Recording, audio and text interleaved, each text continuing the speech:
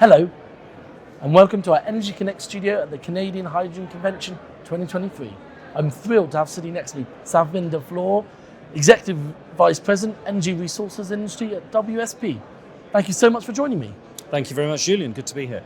And we've got a lot to talk about all around hydrogen and its importance for Canada and globally. Absolutely. Can you start off and just give me your viewpoint on why you see such a big growth potential for hydrogen in Canada? Right. Well, Canada fulfills a huge potential for energy development generally.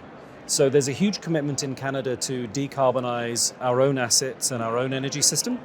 But Canada has an important part to play in greening energy systems around the world. We also have good relationships with Southeast Asia, with Europe. There are commitments for LNG exports from Canada, commitments around hydrogen exports as well. So given our size, our breadth, the depth of the resources in Canada, there's a huge potential for us to help decarbonization in other parts of the world as well. And being a company like WSP that has huge resources in other parts of the world, we're bringing those world skills to our clients' doorsteps, wherever they might be. They might be in Canada, they might be in the UK, in the US, South America, the Nordics. So Canada has an important part to play, part of a global ecosystem of energy. That's really interesting to hear. And also in the hydrogen space, what do you guys do? What do we do? I think it's probably clearer to say what we don't do, and that's not very much. Okay. So we're involved in every part of the hydrogen ecosystem, from the production, storage, transportation, and usage. So we're looking at everything from green hydrogen production, blue hydrogen production. We're looking at also the source power that goes into the development. So whether that is hydropower or wind or solar. Within my business, I'm privileged to represent 1,200 technical professionals who support every aspect of energy development. As I said, the renewables, so solar, wind, hydro, but also conventional, so cellulosic ethanol, methanol, biofuels, synfuels, e-fuels, and hydrogen is a key part of that. So that's on the production side, and then once you've made the hydrogen, now you've got to find a way to either store it or transport it. So will you blend it with other natural gas? We're involved in that. Will you convert it to ammonia? We can support that. Will you develop methanol and e-methanol? We're involved actively in projects on that. And then there's everything from hydrogen refueling and hydrogen usage in industry, whether that's blending for other materials, whether it's other upgraded polymers or minerals, we can do that. It's pretty much every other part of the hydrogen chain. Fascinating to hear that. And what sort of clean hydrogen technology do you think could have the biggest impact, or companies should maybe focus on initially? It's a very expansive question. I might actually expand it a bit more by going back. I think ultimately the goal for us is decarbonization, right? That's ultimately the goal. And hydrogen is a means to an end. So there's a lot of talk about pink hydrogen, blue hydrogen, green hydrogen. To be honest, those are a little bit of a red herring. The real issue is carbon intensity. What is the least carbon intensive way of transporting energy from where it's produced to where it's used? So hydrogen plays an important part of that, but as part of a full analysis. So for example, we can see hydrogen really touching all the parts of the economy that electrification doesn't reach. There's a famous quote by Michael Liebrich at Bloomberg New Energy Finance, which is really about the application of hydrogen as a bridging means for everything that isn't touched by conventional renewables. The other piece is, how do you get renewable power, which is intermittent and non-dispatchable, forgive me. How do you get that renewable energy to where it's needed? And hydrogen provides one means of doing that. Now, there's some complexities with that. So, for example, if you look at using hydrogen, for example, as a means of creating ammonia, you have to do a trade-off analysis. So, because what you're doing is at every step of the chain, you're introducing inefficiency. So let's say you have a wind farm or a solar farm. You're producing energy, but you're not producing a stable enough amount to produce ammonia, because ammonia requires a lot of steady hydrogen. So you're going to be using hydropower. Now we have expertise in hydropower. So now the question is, if you're using hydropower, when you convert hydropower through electrolysis, you have a drop-off efficiency. Then electrolysis to hydrogen, a drop-off of efficiency. Then from hydrogen to ammonia through the Haber-Bosch process, a drop-off of efficiency. So actually you're only using 20% of the original energy made into hydrogen, and eventually ammonia. So the question is it worth it? And if you do the same thing with blue hydrogen, which is methane, you have 24% efficiency.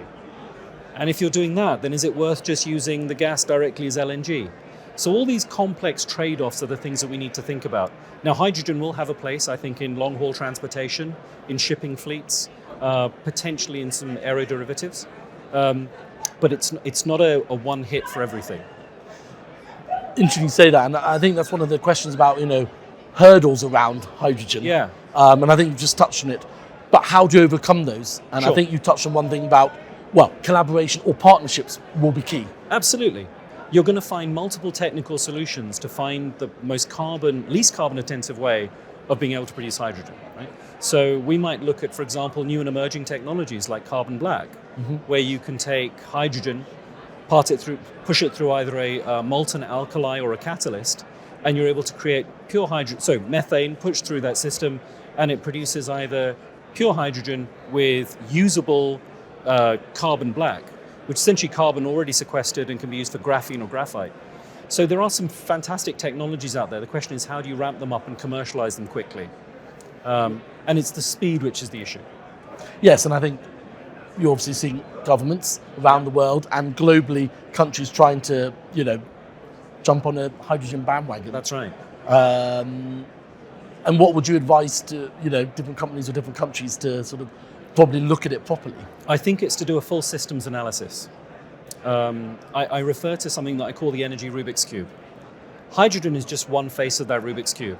And for us to meet our Paris and Glasgow commitments, COP26 commitments, we have to solve the entire Rubik's Cube.